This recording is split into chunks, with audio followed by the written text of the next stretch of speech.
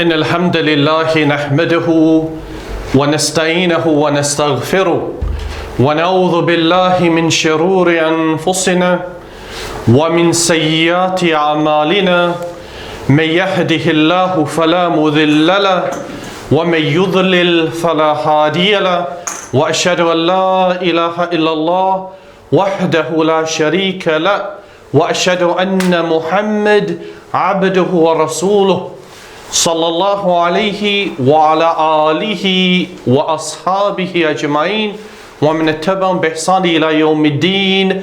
أما بعد, to proceed. Today we begin the next line in al-Ajrumiyyah بإذن الله تعالى. Therefore, Ibn Ajrum قال, he said, يا شباز اقرأ.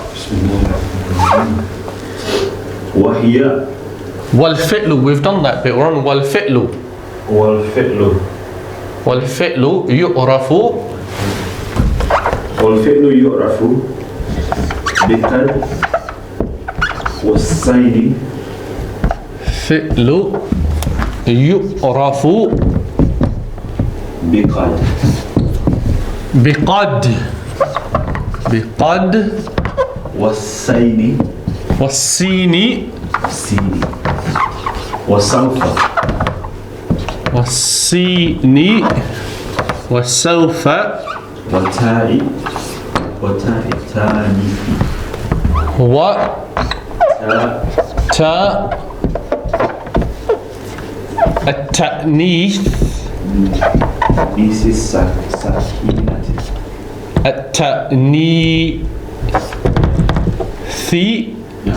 الساكنة ساكنة وتاء التأنيث الساكنة. See, that should be وتاء. والفعل يعرف بقد والسين والسوف وتاء التأنيث الساكنة. صحيح يا شباب? Correct? نعم. Right. So, in today's lesson, we begin the indicators that inform us that a particular word is al-fi'lu. So in our previous lessons, we did al-ismu. And now we're moving on to al-fi'lu, the verb. Right? So this is exciting, isn't it? Of course. Right? And before we begin, most of these points that we're going to mention, you will already be familiar with. Right? From your studies of grammar up to this point. But the benefit is of al-Ajrumiyyah, as we mentioned before, is it collects and groups together related principles regarding the same subject or related rules. So here, he said, Rahimahullah, والفعل يعرف. Al-fi'lu is known by qad, which is the first indicator, sin, which is the second, sawfa, which is the third, and ta'u at-ta'neethi as-sakinati, the ta' of at-ta'neeth, which has a sukoon on it, which appears at the end of the verb. And we're going to explain all those four matters. The first point to note is that when Ibn Ajrum wrote this, he mentioned the most visible or apparent indicators of how we recognize al-fi'lu. It is not intended to be a comprehensive list of every indicator of al-fi'lu. Because remember, al-Ajrumiyyah is written lil-mubtadi', for the beginner, not for the one who is al-mutawassit or the one who is al-mutaqaddim, the one who's advanced. It's written for the beginner. So he never intended to mention all the indicators. Now most of those who explained this book, they did expand upon this, and we are going to do that too, simply for the purpose of completeness, in the sense that because you already know that there are other indicators, you're probably going to question why were they not mentioned, so we will. Therefore, the first point is al-fi'lu. What is al-fi'lu? How did we define al-fi'lu at the beginning? We said it's kalimatun, a word, dallat ala ma'na. It represents a meaning fi nafsiha, in itself, right? Remember, that's important, that it in of itself represents a meaning. So if you say kataba, it has a meaning itself. Just like an ismun, whereas a harfun doesn't. A harfun, the meaning becomes manifest at the word that follows it. So dallat ala ma'na fi nafsiha wa taqtarin biz-zamani, and it's connected to a time period, right? So we know therefore that there are three categories of al-af'alu verbs. The first category that we know is called al-madi, right? So we're going to call it fi'lun madin. Fi'lun madin. Fi'lun madin means the past tense. So an example of fi'lun madin is kataba. Kataba. Everybody likes kataba, right?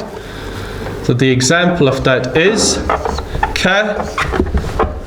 kataba, which means he wrote. So that is an action that took place fil madi, in the past, and it is now complete. Hasanan. The next type of fi'lun is Mudari. right. Fi'lun mudari'un. Fi'lun mudari'un represents an action that is taking place, as I say, fil hali, i.e. now, or fil mustaqbal, or in the future, right? When we say future, we mean near future. Near future, right? So for example, if we say taktabu, right? But to represent that it can refer to the near future, we're more likely to say, for example, tadhabu. If we use tadhabu, right? Or we'll use adhabu, first person, and you'll understand why. Because certain verbs are likely to represent the present and the future more naturally than others. For example, if I say adhabu, right, I'm going, it's related very closely to I will go. But if I say to you aktubu, I'm writing, then it tends to suggest that you're doing it now rather than I will write. Do you understand why? The difference between them? It's only a very subtle difference, but if we say adhabu, it lends itself to the two states more naturally. So adhaba means I am going, or I will go shortly. And the third type of fi'lun is fi'lu, the command form. Fi'lu amrin. Fi'lu amrin, which is a command form. If I tell you to Right. uktub, right? Uktub. Stand up. Uktub, you write. Or you wrote. Note the root from kataba. So we have three types therefore. Fi'lun madin, the past tense. Fi'lun mudari'un, the present or the near future. And fi'lu amrin, the command form.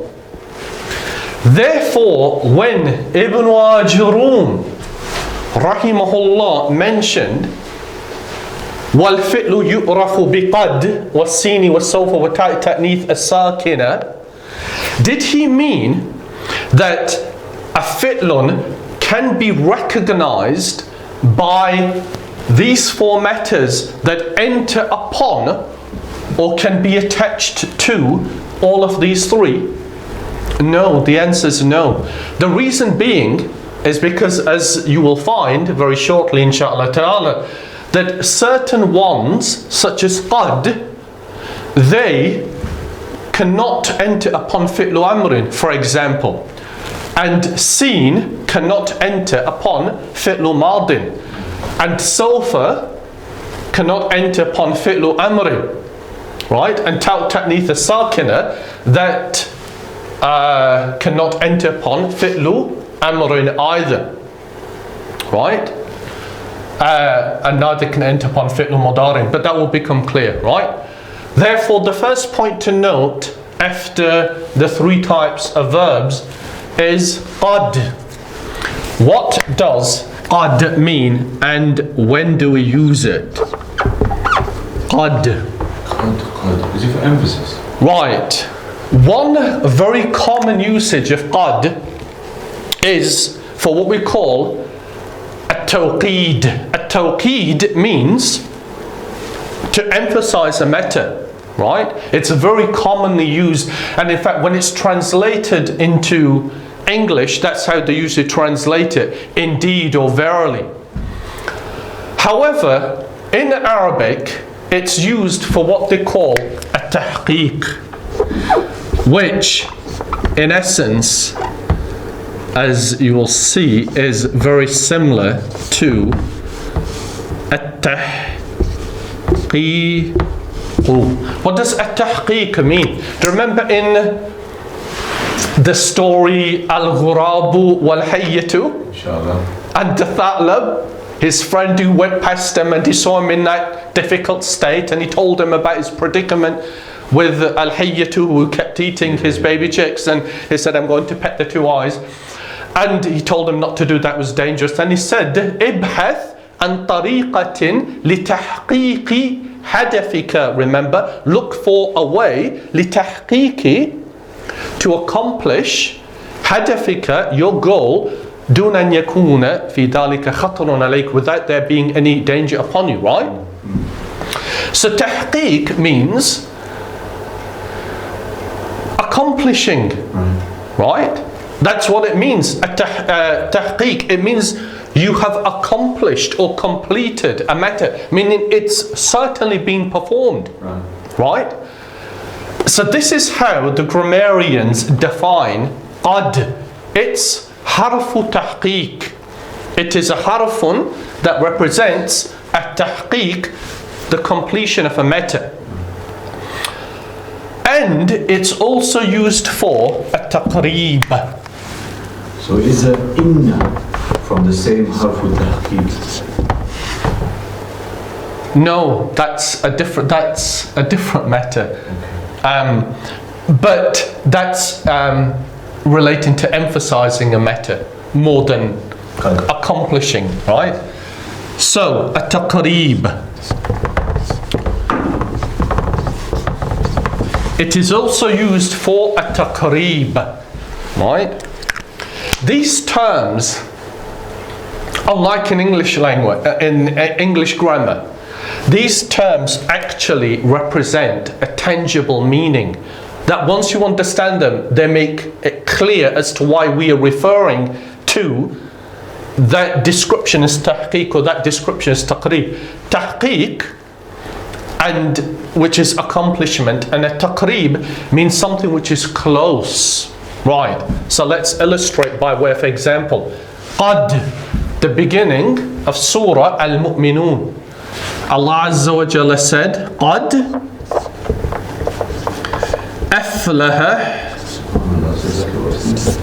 Really? Yeah, I don't even know the surah. Qad aflaha. You should have said it then, ya Shabazz. Qad aflaha al-mu'minun.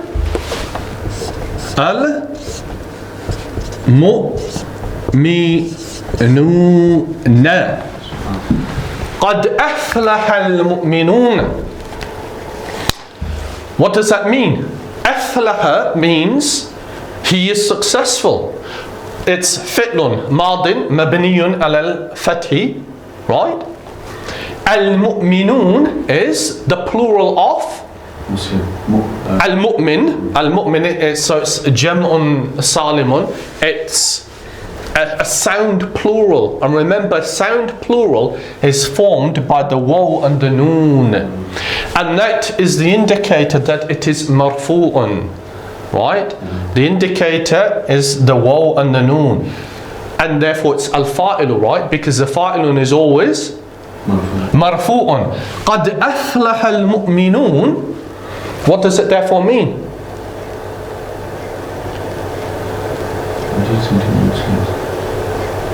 The believers are indeed successful. Right? Then there's a series of characteristics mentioned after, right? But the point to note is Allah Azza wa Jalla, He described al-mu'minun as being al-muflihun, those who are muflihun, successful, with the use of aflaha, and then to complete the matter, i.e. that this has been established or accomplished, we proceeded with qad. Right? Is that clear? Yeah. Right? But so if we use the word inna there, yeah, even though we wouldn't, so inna aflaha al-mu'minuna, indeed. Yeah, but remember inna enters upon what type of sentence? Is it a jumlatul ismiyah? Yes, it's a jumlatul ismiyah. Right? So if we're going to phrase this as a jumlatul ismiyah, right, then we're not going to say aflah al-mu'minun. And right, but just to explain the point, how would we say it? We would say inna. Right, you phrase this now as al-jumlatul ismiyah. Yeah, I need two nouns. We need two nouns, right? We need two nouns. The first noun is what? Think about, well, what قَدْ أَفْلَحَ الْمُؤْمِنُونَ means indeed accomplishment, a tahqiq, أَفْلَحَ الْمُؤْمِنُونَ. So the al-mu'minun have indeed been successful, providing they fulfill those characteristics and they're admitted into Jannah. So, how are we going to phrase it as a jumlatul ismiyah? So will I need the... How are we going to begin? We've got inna, then? Will I need mu'minun next? Right, ya Shabazz, that's good. But remember that inna, what does inna do to al-mubtada'u?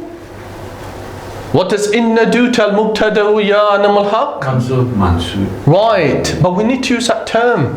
Tansibu makes mansub. Tansibu al-mubtada wa and wa tarfa'u al-khabara.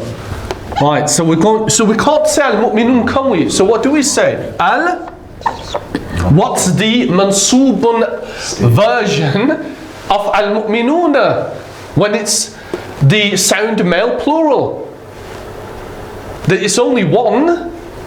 You can't say al-mu'minuna, you say?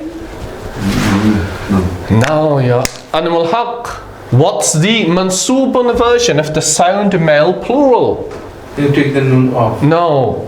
Don't confuse this with a fi'lun. It's not a fi'lun. This is an ismun. It's either al-mu'minuna or al-mu'minina. Al-mu'minina. Remember, we've done that, right? So al-mu'minina.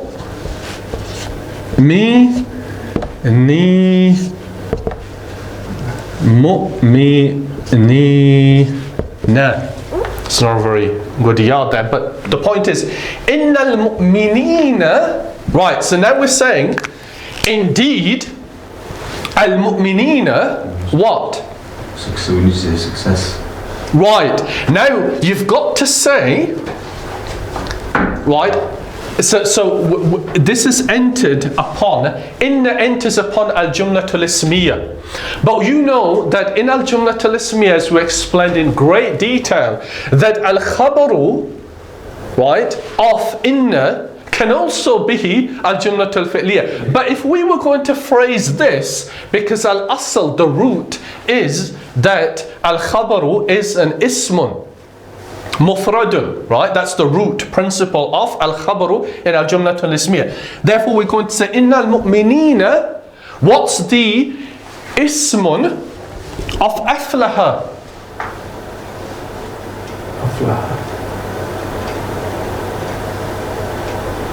Muflih, right?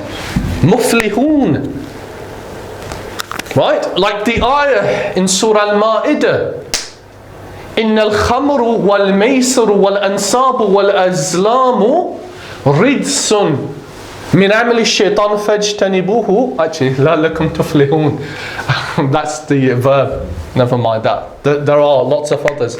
لعلكم تفلحون. Right. I'll think of one in a moment. But the point is مفلحون. مفلحون. Right, muflihuna, what do we notice about muflihuna? What type of plural is it? Sound plural. It's a sound. What type of plural? Sound male plural. What state is it? Marfu'un, mansubun or majrurun? Marfu'. Marfu'un, the indicator it's marfu'un is? Wow. The waw and the noon. So note now, can you see the difference, Ya Shabazu, between قَدْ أَفْلَحَ الْمُؤْمِنُونَ and إِنَّ الْمُؤْمِنِينَ مُفْلِحُونَ? Right? That inna, I mean, this is a different subject and we don't want to spend too long on it, but the point is inna, they say is harfun mushabbihun bil fi'l. It's a harfun that resembles a fi'l, a verb. And do you know why it resembles a fi'l? Because inna means I am affirming.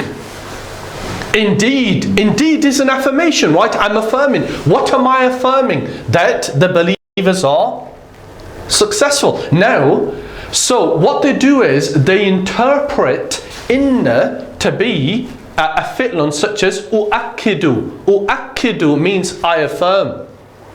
Do you follow?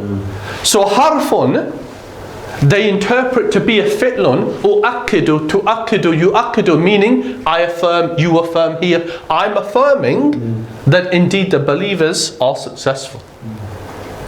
Right? But that's not our discussion today, right? Our discussion today is قَدْ أَفْلَحَ الْمُؤْمِنُونَ. قَدْ is for a tahqiq, that they are successful. Another example would be, if I asked you, right, have you memorized al-Ajrumiyyah up to this point? And you have definitely done it, you've certainly done it. You say, قَدْ حَفِظْتُ. قَدْ حَفِظْتُ. Right, I've done that. Okay, so the first meaning of qad, when it enters upon fi'lun madin, is for a tahqiq. The second is for a taqreeb. When do we use qad all the time for a taqreeb? We say it all the time, don't we? And the al-iqamah. قَدْ قَامَتِ الصَّلَاةُ, don't we? We say قَدْ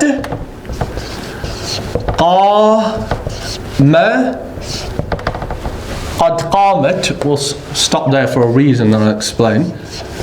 As-salatu. Right. قَدْ enters upon قَامَتْ. What does قَامَ mean? Establishes.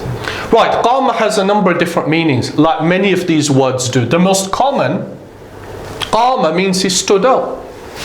It also means he or it is established. What is established? As-salatu. But we use qad.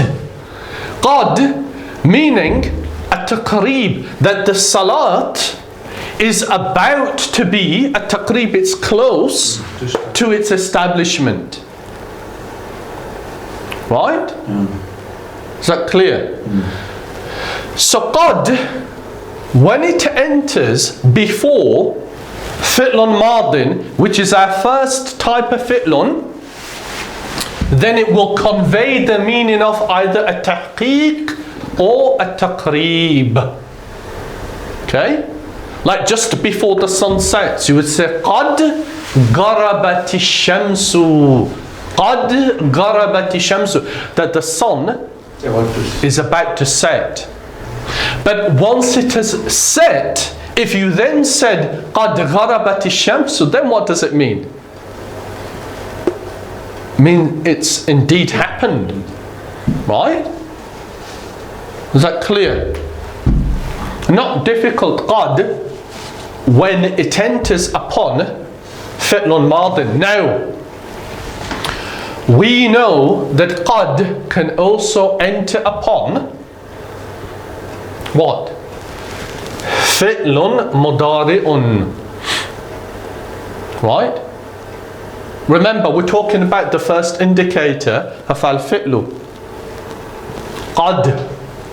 So we also said that some of those things don't enter. Yeah, but we're going to mention that here it only enters upon fi'lun madin and fi'lun mudari'un, which is why we're giving examples of it.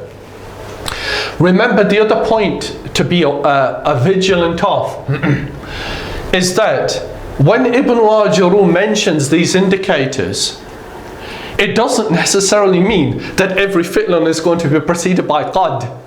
It's just an indicator that either it's present and therefore it represents a fi'lun, or it can enter upon it.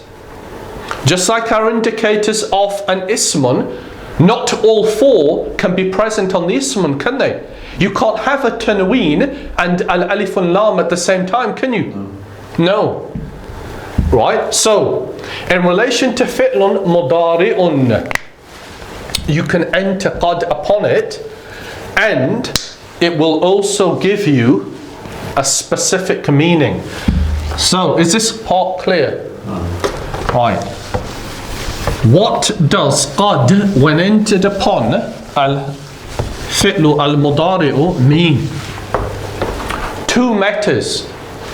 Either it's going to mean a takthir or a taqleel, and you remember that from rubba in our previous lesson, the harfu jarin rubba, right? So it either means a takthir, takthiru, or it means a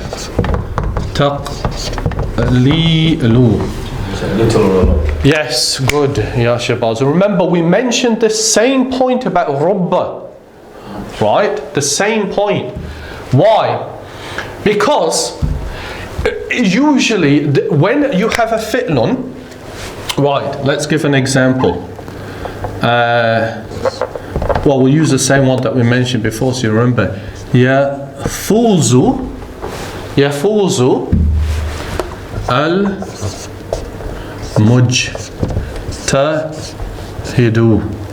mujtahidu.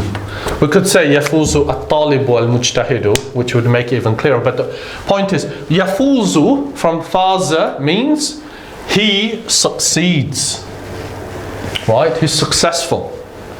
Al-mujtahidu means the one who struggles, right?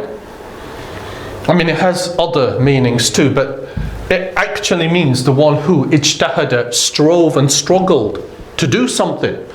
So we would say yafuzu al-mujtahidu, which means al-mujtahidu. No, yafuzu means faza, succeeds. Right? Present tense, yafuzu al-mujtahidu. Right? And if we enter qad upon it, qad yafuzu al-mujtahidu, right? Usually in English they translate qad to mean perhaps. Same as rubba. Yes, perhaps they do this. And in